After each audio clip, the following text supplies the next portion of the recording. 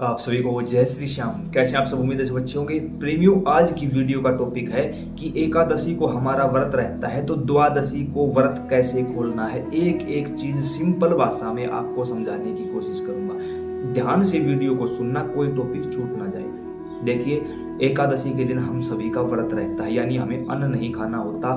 भगवान का चिंतन करते हुए एकादशी के दिन व्रत रखा जाता है। उस व्रत को द्वादशी के दिन खोला जाता है। तो कुछ प्रेमी क्या करते हैं, हमने खुद देखा है श्री श्याम शाढ़वा धाम में हम एकादशी को देखते हैं कि लोग एकादशी के दिन खीर लेकर पहुंच जाते हैं। जैसा कि आप सभी को पता है कि एकादशी के दिन तो चावल बनाए नहीं जाते, खीर नहीं बनाई जाती, तो ये बहुत बड़ा अपराध है। जब हम उनसे पूछते हैं तो आगे से वो महिलाएं जवाब देती है, ओहो हमें तो पता ही नहीं था। कमाल की बात है, ये गलत बात है भाई। अब आप घर पर भोग लगाओ या मंदिर में भोग लगाओ तो वो कैसे भोग लगेगा, ध्यान से सुनने की बात है। मैं यही कहूंगा कि आपको अपने घर पर भोग लगाना चाहिए, क्योंकि मंदिर में आप इस तरह भोग नहीं लगा सकते, वहां हजारों श्रद्धालु मौजूद होते हैं। तो घर पर हम बाबा श्याम का द्वादशी का भोग कैसे लगा सकते हैं। बाबा श्याम को सर्वाधिक क्या पसंद है, क्या भोजन पसंद है, खीर और चूरमे का भोग लगाया जाता है। अब जब एकादशी को बाबा का व्रत है, हम सब का व्रत है, हमारा हो भी ना हो भी, लेकिन बाबा का तो व्रत है, तो एकादशी को हम खीर और चूरमे का भोग नहीं लगा सकते, तो खीर चूरमे का भोग द्वादशी को लगाया जाता है। द्वादशी को एक शुभ मुहूर्त के अनुसार आप अपने घर के पूजा स्थान पर साफ सफाई इत्यादि से निवृत्त हो जाइए। उसके बाद आपको वहां पर बाबा श्याम और बाबा हनुमान 2 दीपक जलाने। हमेशा दोनों देवताओं की पूजा एक साथ होगी, ये बात आप याद रख लेना। उसके साथ आप अपने घर पर गाय के गोबर से या भैंस के गोबर से एक उपला होता है, उसको तैयार कर लीजिए अग्नि में। इतना तैयार करिए कि उसके अंदर से धुआं ना निकले, वो बिल्कुल पूर्ण रूप से तैयार हुआ मिले आपको। वो उपला लेना है।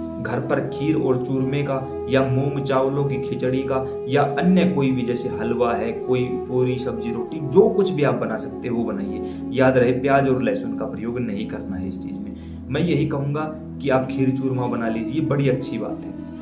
हमारे यहाँ तो यही बनता है भाई, खीर चूरमा बनता है, मूंग चावलों की खिचड़ी बनती है। तो हमने ये सब कुछ चीजें तैयार कर ली। अब हमें एक लोटे में जल लेके, तुलसी दल जरूर होना चाहिए आपके पास, लेकिन ये याद रहे एकादशी को और रविवार को तुलसी नहीं तोड़ी जाती। तो एकादशी से पहले 10वीं तिथि को आप तुलसी तोड़कर रख सकते हो। तुलसी और बेलपत्र 11 दिनों तक वासी नहीं माना जाता। तो अगर एकादशी से पहले रविवार है तो भी आप शनिवार को तोड़कर रख सकते हो। इस बात का आपको विशेष ध्यान रखना है। इस बात का आप ध्यान रखें और अपनी सेवा में लगे रहें। अब ऐसे में आपने तुलसी दल ले लिया, खीर चूरमा घर में जो बनाया था वो प्रसाद ले लिया। उसके साथ साथ अगर आप लेके आते हो तो बाजार से 5 रुपए के बतासे जरूर ले आए। नहीं लेकर आते तो कोई खास बात भी नहीं, क्योंकि प्रसाद के रूप में खीर चूरमा आपके पास है। आप अपने एक आसन पर बैठिए, क्योंकि हमेशा पूजा आसन पर बैठ कर की जाती है। क्यों की जाती है?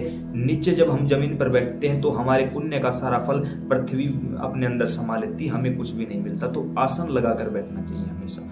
आसन लगाकर बैठिए, जल रखिए, खीर चूरमे का जो भोग है वो अपने पास रखिए, और जो आपने उपला तैयार किया था उसको अपने पास रखिए। आपको अब दीपक जलाना है, तुलसी भी साथ रखनी है, दीपक जलाना है। एक बाबा श्याम का दीपक, एक बाबा हनुमान का दीपक, दोनों को एक साथ भोग लगाया जाएगा। ऐसे में आपके पास जो मंदिर में छोटी घंटी होती है वो जरूर होनी चाहिए, क्योंकि जब तक घंटी नहीं बजेगी और तुलसी दल नहीं होगा, भगवान का भी भोग स्वीकार नहीं करते। ये याद रखना आप। तो सबसे पहले दिए के अंदर बाती रखें, उसके अंदर घी डाल लें पहले से ही। अब सबसे पहले माचिस की तिल्ली जलाएं एक हाथ से। सर के ऊपर कपड़ा जरूर होना चाहिए, इस बात का भी विशेष ध्यान रखें। दूसरे हाथ से घंटी बजाते रहें। घंटी जैसे ही घंटी शुरू हो, तिल्ली जली, घंटी शुरू हुई, और सबसे पहले क्या बोलना है, चलिए करते हैं श्री गणेश। यानी हमने भगवान गणेश को याद कर लिया, क्योंकि भगवान गणेश अग्र पूजा के अधिकारी। चलिए करते हैं श्री गणेश, बस इतना ही बोलना है। उसके बाद आपको हनुमान चालीसा की एक चौपाई दोहरानी है। कौन सी? कवन सो काज कठिन जग माही, जो नहीं हुई तात तुम पाई। मतलब कि बाबा हनुमान, संसार में ऐसा कौन सा काम है जो आप नहीं कर सकते। अतः अपनी शक्तियों को याद करिए और तुरंत जागृत स्वरूप में विराजमान हो जाइए, क्योंकि द्वादशी का दिन है, हम आपकी और बाबा श्याम की भोग लगा रहे हैं। उसके बाद आपको यही बात बाबा श्याम को बोलनी है कि बाबा श्याम, आपने माता मोरवी को जो 2 वचन दिए थे, कौन से? एक, हारे का सहारा बनूंगा, दूसरा, कोई कुछ भी मांग लेगा इनकार नहीं करूंगा। दोनों वचनों को याद करिए और तुरंत जागृत स्वरूप में विराजमान हो जाइए, क्योंकि बाबा हनुमान पहले ही जागृत स्वरूप में आ चुके हैं और द्वादशी के इस शुभ अवसर पर हम अपना व्रत खोलने के लिए पहले आपको भोजन करवा रहे हैं। आप भी अपना व्रत खोल लीजिए। जब आप दोनों के लिए ये बात बोलोगे, उसी समय पर पहले गणेश भगवान आए, फिर बाबा हनुमान आए और फिर बाबा श्याम आए, यानी उस समय पर आपने अपने घर की शक्तियों को जागृत कर लिया है। वो शक्तियां जागृत रूप में आपके सामने आ चुकी हैं। दोनों दिए जला दिए, अब घंटी बजती रहनी चाहिए। उसके साथ अब आपको क्या करना है, थोड़ा सा चूरमा, थोड़ी सी खीर इस अंगुली और अंगूठे के माध्यम से निकालनी है आपको। थोड़ा सा भाग निकालकर उसको उपले पर रख दीजिए और कहिए कि बाबा हनुमान भोग स्वीकार करिए। थोड़ा सा और निकाल के फिर रख दीजिए और कहिए बाबा श्याम स्वीकार कर लीजिए। यानी आपने दोनों देवताओं को भोग लगा दिया। उसके साथ जो तुलसी दल है उसको भी वहीं समर्पित कर दो, उसी उपले के ऊपर। और अब आपके पास जो बर्तन में थोड़ा जो घी बचा हुआ था, इस अंगुली के माध्यम से उस घी को उस उपले के ऊपर डालो। जो भोजन आपने रखा है उस भोजन के ऊपर डालो। इससे होगा क्या, जो वो उपला है वो तैयार होने लगेगा और उस घी के कारण वो भोजन उस गर्माहट के कारण अग्नि प्रज्वलित हो जाएगी। आप 1 से 2 मिनट के अंदर देखोगे कि उस उपले में अपने आप अग्नि प्रज्वलित हो जाएगी। अग्नि प्रज्वलित होने का मतलब है भगवान आपके भोजन को स्वीकार कर रहे हैं, भगवान ने आपके भोजन का भोग लगा दिया। तब तक घंटी बज रही है, घंटी बजनी बंद नहीं होनी चाहिए। अब यहाँ बैठे बैठे कुछ प्रेमी ये कहते हैं कि भगवान को भोग लगाते हुए नहीं देखना चाहिए, तो क्या करें, खड़े होकर चले जाए। नहीं, खड़े होकर नहीं जाना। खड़े होकर जाओगे तो आपने जो 2 मिनट 4 मिनट बैठकर तप अर्जित किया है वो पृथ्वी पर पांव रखते ही खत्म हो जाएगा। वहीं बैठे रहिए, आंखें बंद कर लीजिए, या फिर आप कोई भी किताब उठा लीजिए, श्याम चालीसा, हनुमान चालीसा की श्याम आरती, हनुमान आरती, चौपाइयाँ, स्तुति, कुछ भी कर सकते हो आप।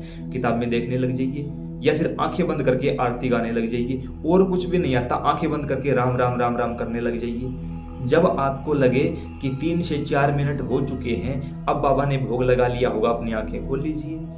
आंखें खोलकर जब लगे कि हाँ बाबा ने भोग लगा लिया है अच्छे प्रकार से, उसके बाद जो आपने वहां जल रखा है, इस अंगुली के माध्यम से जल का थोड़ा सा छिड़काव करिए। मूर्तियों पर जल नहीं जाना चाहिए, सिर्फ जो उपला जहां रखा हुआ है वहां छिड़काव कर दीजिए।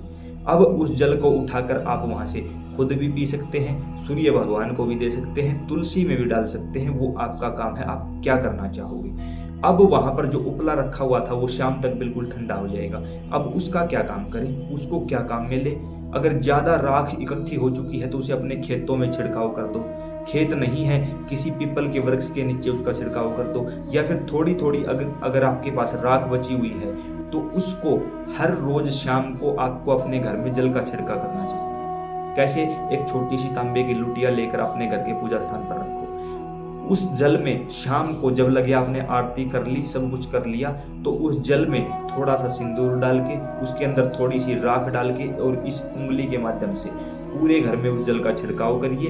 और इस प्रकार से छिड़काव करना है, जहां से आप अपने घर के मंदिर से उस लुटिया को लेकर चले हो, दोबारा वहां नहीं आना है, आपको बाहर की ही तरफ जाना है, यानी अपने घर के बीच से होते हुए निकलना है। एक बार छिड़काव इस साइड, एक बार इस साइड, ऐसे करते हुए आपको बिल्कुल बाहर निकल जाना है, जो आपका मेन डोर है। मेन गेट के ऊपर बचे हुए जल की आपको एक लक्ष्मण रेखा बना देनी है। उसके बाद वापिस आ जाइए, उस लुटिया को साफ करिए, दोबारा जल से भरिए और अपने पूजा स्थान पर रख दीजिए। अगली रात को भी आपको सेम ऐसा ही करना है। वो राख एक रक्षा सूत्र के रूप में काम करेगी। वो राख कोई आम राख नहीं है, वो जो एक प्रकार से तपस्या की धुनी हो चुकी है। उसका आप तिलक भी कर सकते हो, यहाँ भी लगा सकते हो, छाती में लगा सकते हो, माथे पर लगा सकते हो। क्योंकि आप लोगों ने मुझसे ये भी सवाल किया था कि माथे पर तिलक लगाते हैं, गले में लगाते हैं, लोग देख लेते हैं और तरह तरह की बातें बनाए। आप अपनी छाती में लगाना शुरू कर दो, किसी को दिखाई नहीं देगा। और किसी को हमें दिखाना भी क्यों, हमें तो पता है ना कि हमने क्या कर रखा है।